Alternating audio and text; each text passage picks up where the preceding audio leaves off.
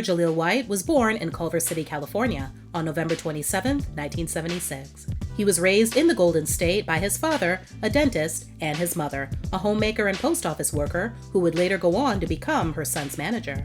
As a precocious child and on the advice of his preschool teacher, he began acting at a very young age. He would make it happen by getting his start on TV, doing commercials at 3 years old. One of his most notable gigs was for Jell-O pudding pops, alongside Bill Cosby, who Jaleel would cross paths with again years later. After enrolling in an acting school, he would be discovered by someone who would go on to become the most successful child talent agent of all time, also representing stars like the Olsen twins and Fred Savage. Things really took off for him then, and Jaleel admits that's exactly how things work in Hollywood. It all comes down to who you know. Years later, he would disclose that his parents put him in acting for no other reason other than to earn money for college. Even though he was very funny and had star quality, those factors didn't save him from being cast as the token black kid. In the American entertainment business, in the 80s at least when Jaleel was coming up, the all-American look, typically blonde hair and blue eyes, was what was routinely cast. That meant that someone that looked like Jaleel was never going to get the number of auditions, let alone roles, as say a Ricky Schroeder or a Kirk Cameron. Jaleel's first television show role would end up being a guest stint on The Jeffersons in 1984. Around the same time, he also auditioned for the role of Rudy Huxtable on The Cosby Show, since it was originally intended to be for a male actor. The following year, he was cast as the son of Flip Wilson and Gladys Knight on the CBS sitcom Charlie and Company, which debuted in the fall of 1985. Unfortunately, the show didn't catch on with audiences and was canceled after airing just 18 episodes. 2 years later, he appeared in the pilot for Good Morning Miss Bliss, which went on to become the hit NBC show Saved by the Bell, and had another guest role on the hit ABC show Mr. Belvedere. Even though his one-off appearances on some very popular TV shows didn't pan out, Jaleel still stayed booked and busy for years, between the ages of 3 to 12. Then, at the age of 12, Jaleel would land the biggest role of his career. It was on a TV show, but that show was no hit. At least, not yet. Initially, the first dozen episodes of the ABC sitcom Family Matters didn't wow audiences, but when the role of Steve Urkel, played by Jaleel, was introduced midway through the first season, the ratings exploded.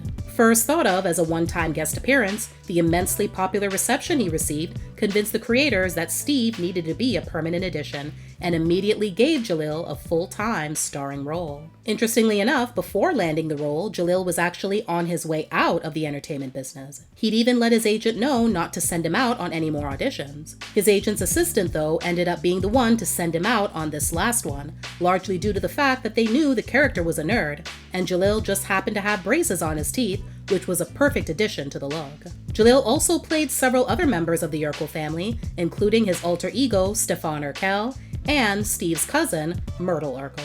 That latter character, though, did not sit well with Jaleel at all. Making her first appearance in season 2, Jaleel was very concerned about how the role would make him look to his friends at school. So much so that at the end of that first episode, he actually went back to his dressing room and cried.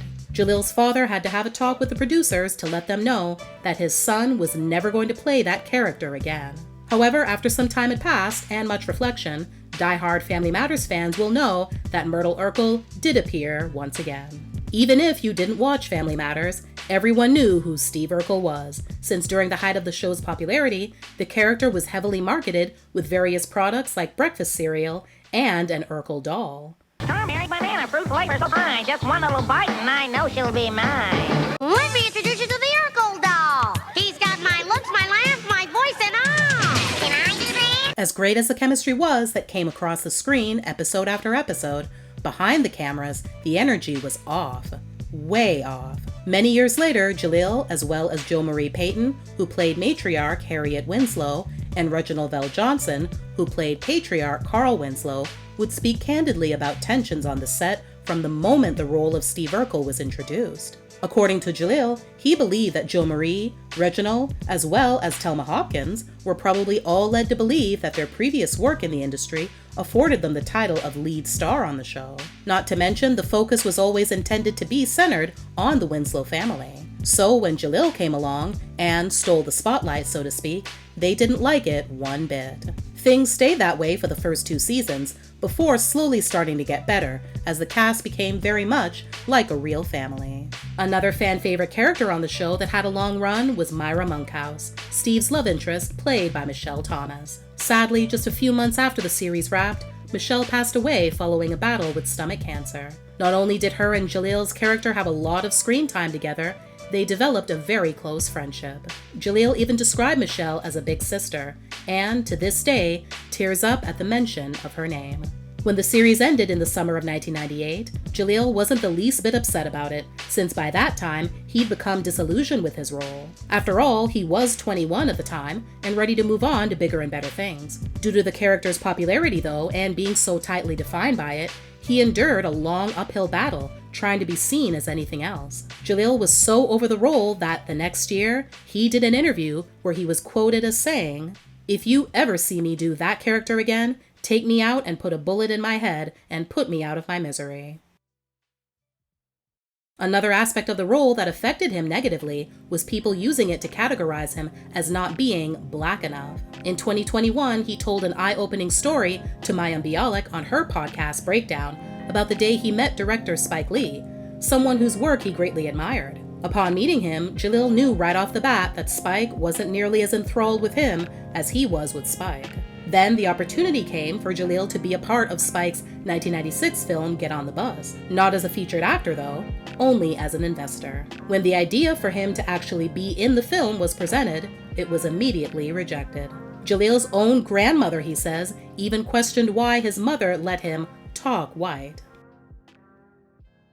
In 1999, Jaleel returned to television in the UPN sitcom Grown Ups. The series was based around his character as a young man striking out in adulthood. The show received poor reviews from critics, but debuted in second place in the ratings upon its premiere. However, ratings soon dropped and the network canceled the series after just 1 season. In the early 2000s, he graduated from UCLA with a degree in film and television. Over the years, he's continued acting and has had small parts in a variety of films, as well as several TV show appearances. He's also done extensive voiceover work, including being the original English voice of the popular video game character Sonic the Hedgehog.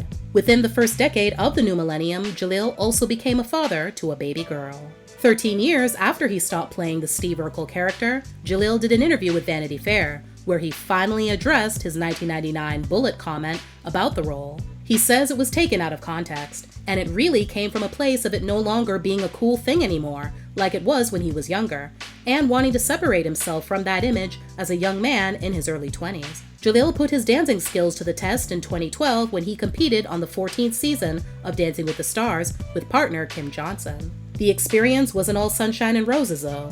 Things got heated between the two during one particularly bad rehearsal session when he reportedly stepped on Kim's foot and then yelled at her when he thought she overreacted to the pain it caused. While Jaleel admitted to People magazine that because the camera captures every minute of the journey, he's felt frustrated at times, he insisted that the whole situation was overblown. As a response to the incident going public though, he ended up earning the nickname Jerkle. While all this was going on, Jaleel also had to contend with claims from his ex-girlfriend and mother of his daughter, Bridget Hardy, that he verbally and physically abused her throughout their relationship. If you think the timing is suspicious, so does Jaleel, as he relayed in a statement to E! News. The allegations made against me back in 2010 have suspiciously resurfaced in time to coincide with my new show on Sci-Fi and Dancing with the Stars. Bridget Hardy has consistently shown a knack for timing throughout our child custody disputes. When you're doing well in life, it's par for the course certain individuals will try and knock you down. When the individual is also the mother of your only child, it is particularly hurtful. I have co-parented in peace and compliance with the law for over 2 years now. Bridget told Star Magazine in an exclusive interview that Jaleel blew up at her, hit her, and pushed her after she confronted him over evidence of cheating she says she found on his phone in 2010. She also alleges that he even tried to pay her off, offering her $200,000 to disappear and leave their child with him.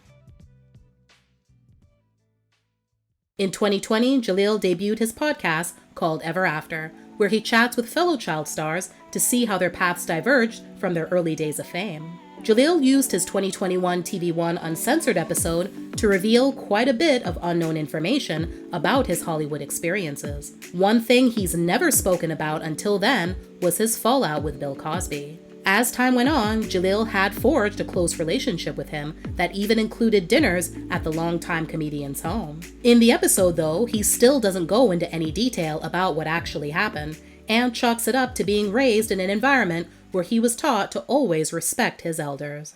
A revered man did a terrible thing, and he's paying the price. It's just like, I think that's where we leave it. A revered man did a terrible thing, and he is paying the appropriate price. In addition to Jaleel's continued path of regular TV, movie, and voice work roles, he's also gotten into the cannabis business by launching his own line of products through a partnership with 710 Labs beginning in 2021. His It's Purple line features variants of the popular cannabis strain, fittingly called Purple Urkel.